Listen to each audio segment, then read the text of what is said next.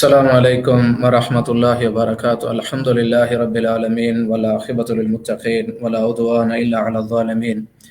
اعوذ باللہ من الشیطان الرجیم بسم اللہ الرحمن الرحیم فمن یرد اللہ ان یہدیہ یشرح صدرہ للاسلام۔ آج ہمارے امثال القرآن کے حوالے سے آج ہمارا یہ 19واں جو ہے وہ درس ہے۔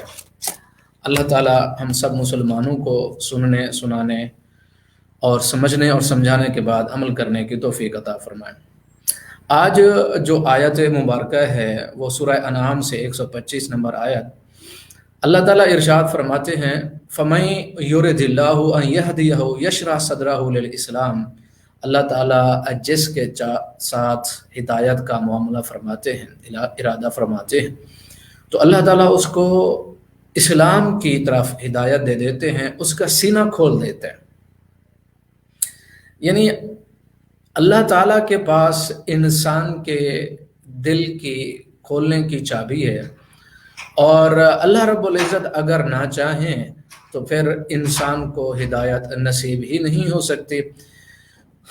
اللہ تعالیٰ ارشاد فرماتے وَمَن يُرِدْ أَن يُضِلَّهُ يَجْعَلْ صَدْرَهُ ضَيِّقًا حَرَجًا كَأَنَّمَا يَصَّعَّدُ فِي السَّمَاءِ۔ اور دوسری بات اللہ رب العزت نے یہ ارشاد فرمائی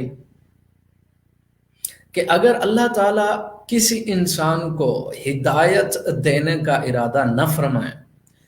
اس کے نصیب کے اندر ہدایت موجود نہ ہو، گویا کہ اس کی مثال جو اللہ تعالیٰ نے ارشاد فرمائی ہے وہ مثال یہ ہے، فرمایا کہ کَأَنَّمَا يَصَّعَّدُ فِي السَّمَاءِ، گویا کہ وہ آسمان کی طرف چڑھ رہا ہے۔ یعنی اللہ تعالیٰ اس کا سینہ تنگ کر دیتے ہیں،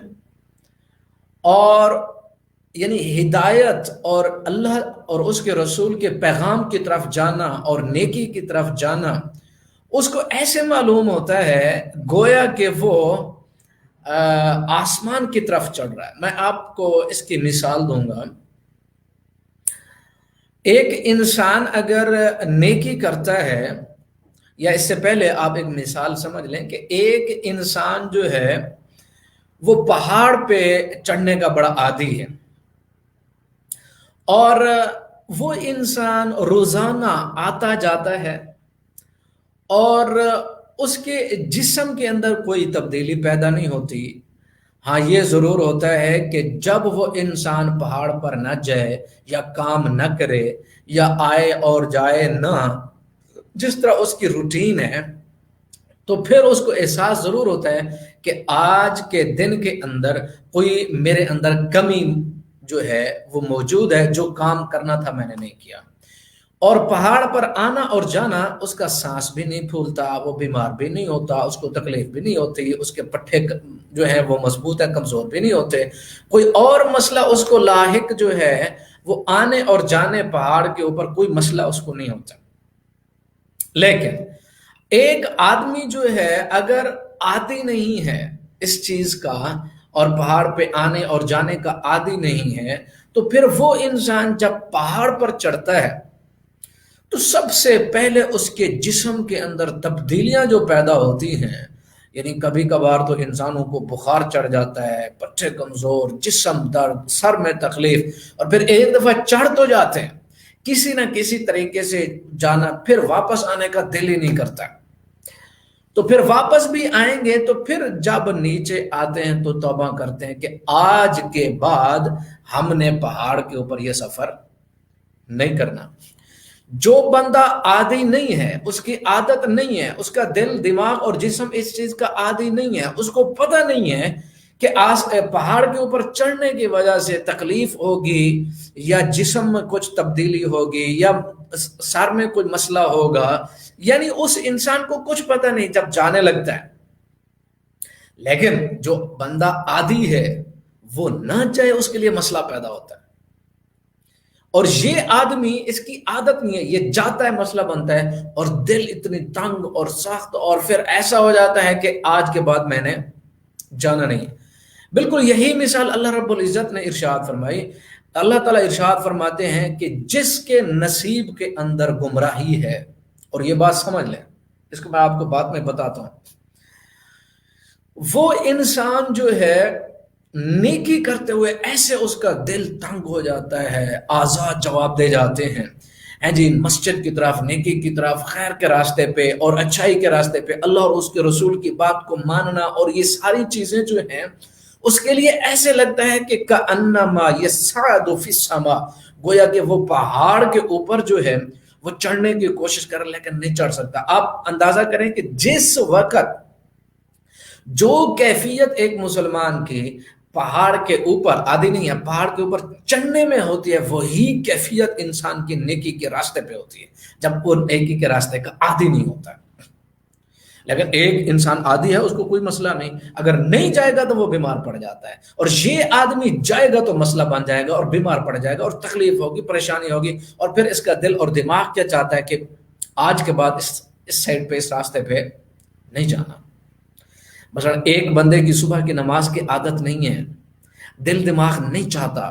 کبھی بھی نہیں اٹھ پائے گا، اور اس کو ایسے لگتا ہے کہ کأنما یصعد فی السما، گویا کہ وہ آسمان کے اوپر چڑھ رہا ہے، گویا کہ ایسی یعنی مجبوری ہے، ایسی دقت ہے، ایسی پریشانی ہے، اٹھنے میں نفس نہیں اٹھنے دے گا، بستر نہیں اٹھنے دے گا، سوچ نہیں آئے گی، سستی، کاہلی، تساہل، بندہ نیکی کے راستے پہ جا ہی نہیں سکتا ہے جب تک دل نہیں مانتا.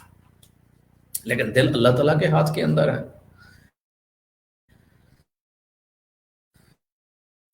دل اللہ تعالیٰ کے ہاتھ میں. اللہ تعالیٰ ارشاد فرماتے ہیں وَمَنْ، اللہ تعالیٰ اس کے سینے کو تنگ کر دیتا ہے. اب یہ اس کے نصیب میں گمراہی جو ہے وہ کیسے؟ بندہ کا سوال جو ہے یہاں ذہن میں سوال پیدا ہوتا ہے، اگر ایک انسان کے دل کے اس کے نصیب میں ہے ہی گمراہی، تو پھر وہ گناہگار کیسا، اس کا جرم کیسا، اور پھر اس کے اوپر سزا کیسی؟ تو مسئلہ یہ ہے کہ اس کا نصیب کے اندر جو کچھ لکھا ہے، کوئی بھی انسان اپنے نصیب کو اس نے دیکھا ہوا نہیں ہے، اور کوئی بھی مسلمان وہ نہیں جانتا کہ میرے نصیب میں، میری قسمت میں اور میری تقدیر میں لکھا کیا ہے. جب نہیں پتا تو اللہ رب العزت ارشاد فرماتے ہیں جب نہیں پتا تو پھر محنت کرو، پھر کوشش کرو. جو تم کوشش کرو گے، ان اللہ لا یغیر ما بقوم حتی یغیروا ما بانفسہم، کوشش کرو گے تمہیں ملے گا. پھر اس انسان کے نصیب کے اندر گمراہی وہ اس طرح ہے کہ یہ انسان بذات خود اپنی عقل کے ساتھ، اپنے فہم کے ساتھ، اپنی سمجھ کے ساتھ، اپنی دلچسپی، محبت، آرزو اور تمنا کے ساتھ یہ چاہتا ہے کہ میں دوسری زندگی گزاروں، اسلام اور دین کی زندگی مجھے پسند نہیں ہے. زبان سے اگر نہیں کہے گا تو پھر اپنے دل کے اندر وہ خیالات ہیں، پھر اس کے جو اعمال ہیں وہ کہتے ہیں، پھر اس کے پاس سارے اللہ تعالیٰ کے سارے دلائل جو ہیں وہ موجود ہیں اسلام اور دین اور اس کے اوپر چلنے کے، لیکن بذات خود یہ پسند کر کے زندگی کا دوسرا راستہ اختیار کرتا ہے. جب زندگی کا دوسرا راستہ اختیار کر لیتا ہے، پسند کر لیتا ہے، دلائل نہیں مانتا، نبوت اور رسالت کو یعنی اس کے اوپر چلنے کی کوشش نہیں کرتا، اسلامی طرز طریق کو نہیں اپنانے کی کوشش کرتا، سارے دلائل اس کے پاس سارے موجود، لیکن اپنی تمنا، آرزو اور محبت کی وجہ سے اور چاہتے ہوئے وہ دوسرا راستہ اختیار کرتا ہے، پھر اللہ رب العزت اس کے اوپر مہر لگا دیتا ہے. پھر اللہ تعالیٰ ارشاد فرماتے ہیں پھر ہمارا ارادہ جو ہے وہ ہوتا ہے وَمَن يُرِدْ أَن يُضِلَّهُ يَجْعَلْ صَدْرَهُ ضَيِّقًا. تب ہوتا ہے جب انسان اپنے مرضی سے راستہ چن لیتا ہے، اب مہر لگ جاتی، اب سینہ تنگ ہوتا ہے. اور تنگی، جو سینے کی تنگی،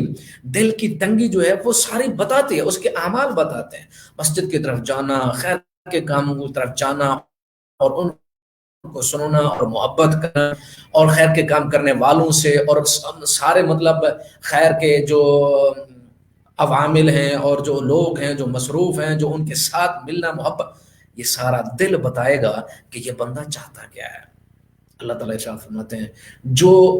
اپنی خوشی سے ایسا کر لیتا ہے تو پھر ضیقاً صدرہ ضیق، ہم اس کا سینہ تنگ کر دیتے ہیں، وہ نیکی والے راستے پہ 2 قدم بھی نہیں چل سکتا، دل نہیں کرتا، اکراہ ہے، کراہت ہے اور ایک عجیب سی اجنبیت ہے تمام اوصاف حمیدہ سے، تمام اوصاف سے، سچائی سے، ہیں جی امانت سے اور ہر قسم کے اوصاف سے دل نہیں چاہتا اس طرف جانے کو، سچ بولنے کو، حق کو جاننے کو دل ہی نہیں کرتا، دل سخت ہے۔ یعنی پھر اللہ تعالیٰ ارشاد فرماتے سخت ہے پھر کس طرح، کأنما یصعد فی السماء، پھر یہ ایسے ہے گویا کہ وہ آسمان کے اوپر چڑھنے کے برابر ہے، کیونکہ جب انسان پہاڑ کے اوپر چڑھے سانس پھولتا ہے اور بیمار ہوتا ہے، تکلیف ہوتی ہے، اور اسی وقت انسان کہتا ہے کہ میں نے نہیں اوپر نہ جانا، میں نیچے جاؤں گا۔ مطلب عادتیں اتنی بری ہو چکی، سوچیں اتنی بری ہو چکی، شعور کے اندر اتنی وہ گمراہی اور گندگی پھیل چکی، اب نیکی برائی لگتی ہے، عدل ظلم لگتا ہے، اور جو شفا کا سامان ہے وہ زہر لگتا ہے۔ یہ عجیب طبیعت ہے انسان کی کہ دیکھیں ہر قسم کے انسان موجود ہیں، انسان جو طبیعت اختیار کرنا چاہے اپنی مرضی سے وہ کر لیتا ہے۔ کوئی دیکھیں کہ مزدور ہے، اس نے کبھی اسلام دین نہیں سیکھا، لیکن ایک وقت آتا ہے اسلام اور دین پڑھتا سیکھتا اسلام کے راستے پہ چلا جاتا ہے۔ طبیعت کو ڈھالا تو ڈھل گئی، بدلا تو بدل گئی، بدلنا چاہ تو بدل گئی، تبدیل کرنا چاہ تو تبدیل ہو گئی، اللہ کے راستے پہ چلنا چاہ تو چل پڑے اور اعمال کرنے لگ پڑے، سوچا کہ کریں گے تو کر چکے، یعنی کمال کر دیا انہوں نے۔ لیکن وہ آدمی جس نے اپنے شعور کی حفاظت نہیں کی، جس نے اپنے ایمان کی حفاظت نہیں کی، جس نے نہیں سوچا کہ میرا خالق اور مالک کون ہے، جس نے نہیں سوچا کہ حق اور سچ کیا ہے، جس نے نہیں سوچا کہ زندگی کا مقصد کیا ہے۔ زندگی کے اندر یہاں کھانا پینا مر جانا یہ تو کوئی زندگی نہیں ہے۔ بندہ پیدا ہوا، بڑا ہوا، شادی ہوئی، بچے ہوئے، بچوں کو پالا پوسا، شادیاں کر دی، مر جائے، یہ بھی بھلا کوئی زندگی ہے؟ یہ بھی کوئی زندگی کا مقصد؟ عجیب جب ہم سوچتے ہیں تو عجیب محسوس ہوتا ہے کہ ایک انسان پیدا ہو، شادی کرے، بچے پیدا کرے، پھر ان کو پالے، ان کی شادی کرے، بس نہیں، ایک مقصد ہے، اور جب تک وہ مقصد پورا نہیں ہوتا نہ دنیا میں سکون آتا ہے نہ آخرت میں۔ اور وہ مقصد کیا ہے؟ اللہ تعالیٰ ارشاد فرماتے ہیں فَأَقِمْ وَجْهَكَ لِلدِّينِ حَنِيفًا، تمہاری سوچیں جہاں بھی بکھری پڑی ہیں، تمہارا شعور، تمہارا عقل، تمہاری محبتیں جہاں بکھری پڑی ہیں، محبتیں کہیں بھی سجدے کر رہی ہیں، تمہارے جذبات کہیں بھی چلے گئے ہیں، سجدے کر رہے ہیں، تمہارے جو ہے نفرت کہیں بھی جا رہی ہے، ان سارے جذبات کو، ان ساری سوچوں کو، شعور کو، عقل کو، فہم کو سمیٹ کے اکٹھا کرو اور پھر سوچو کہ تمہارا خالق اور مالک کون ہے، حق کیا ہے، دنیا کے اندر زندگی گزارنے کا مقصد کیا ہے، پھر اس مقصد کے اوپر چل پڑو۔ پھر اگر مقصد کے اوپر چل پڑے تو مسلمان کو تکلیف میں بھی لذت محسوس ہوتی ہے، لیکن اگر مقصد پہ نہیں ہے تو پھر خوشیاں اور عیاشیاں کر کے بھی انسان بے چین رہتا ہے۔ اللہ تعالیٰ ارشاد فرماتے ہیں کذالک یجعل اللہ الرجس علی الذین لا یؤمنون۔ آپ دیکھیں قرآن مجید کے کیا خوبصورت الفاظ، کیا بیان ہے قرآن کا۔ اللہ تعالیٰ ارشاد فرماتے ہیں اسی طرح اللہ تعالیٰ پلیدگی ان لوگوں کے اوپر ڈال دیتا ہے جو ایمان نہیں لاتے۔ رجس آپ سمجھتے ہیں کیا چیز ہے؟ اور یہ رجس جو ہے، یہ رجس پھر کہاں کہاں جائے گا جب اللہ تعالیٰ نے انڈیل دی رجس کو، پلیدگی کو، پھر وہ دماغ میں، وہ سوچ میں، وہ آنکھ میں، وہ زبان میں، وہ جسم میں، وہ دل میں، وہ جذبات میں، وہ محبت میں، وہ اعمال میں، وہ کردار میں، وہ معاملات میں، رجس پلیدگی، پھر یہ انسان نہیں ہے۔ اولئک کالانعام بل ہم اضل، جس کے اندر اللہ تعالیٰ انڈیل دے رجس، اس کی نہ دنیا بچتی ہے نہ آخرت بچتی ہے۔ اللہ تعالیٰ سے دعا اللہ تعالیٰ ہم سب مسلمانوں کو عمل کرنے کی توفیق عطا فرمائے۔ وما علینا الا البلاغ المبین۔